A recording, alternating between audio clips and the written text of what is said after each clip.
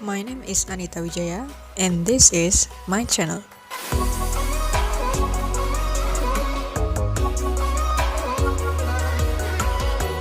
Halo semuanya, jadi kali ini kita akan bahas mengenai hepatitis.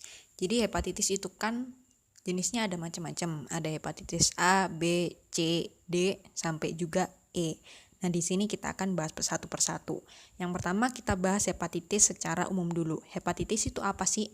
Jadi ada hepa sama ada itis. Itis itu kan inflamasi atau radang. Jadi di sini heparnya mengalami radang. Jadi umumnya itu adalah keradangan pada hepar atau liver.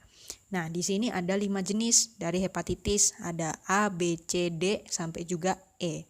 Di sini hepatitis A sama hepatitis E itu umumnya disebabkan karena manusia mengkonsumsi air atau makanan yang sudah terkontaminasi oleh virus. Jadi hepatitis ini disebabkan oleh virus. Semua hepatitis A sampai E semuanya karena virus.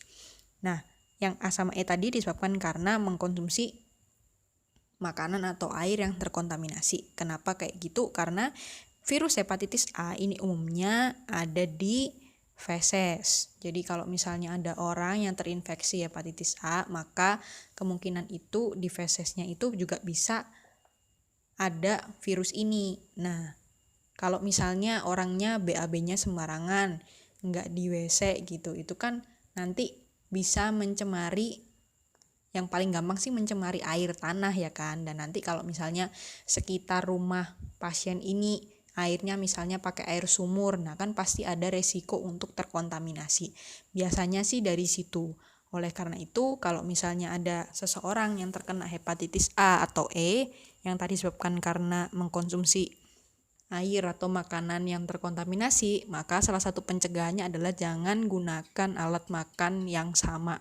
Jadi harus dipisah antara punya pasien sama punya orang yang sehat. Itu untuk hepatitis A sama hepatitis E. Kalau hepatitis B itu disebabkan oleh virus juga, dan transmisinya itu bukan lewat makanan ataupun lewat air, tapi dia itu melalui cairan tubuh atau darah. Jadi virus ini bisa juga ditransmisikan dari ibu yang terinfeksi kepada bayinya ketika masih di dalam kandungan.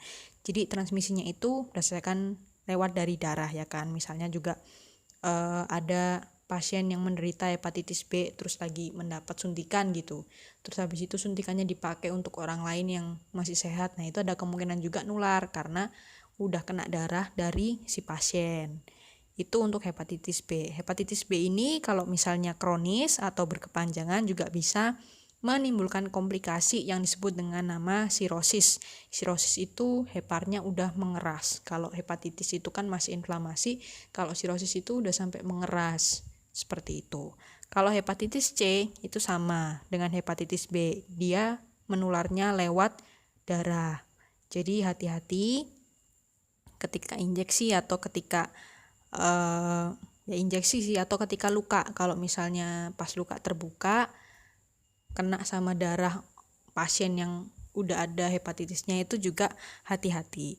Hepatitis D itu adalah infeksi yang biasanya terjadi pada orang yang sudah terinfeksi dengan hepatitis B.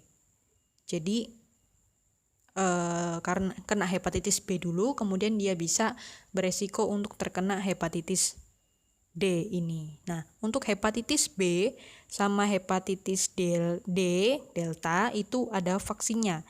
Sementara hepatitis C itu belum ada vaksinnya.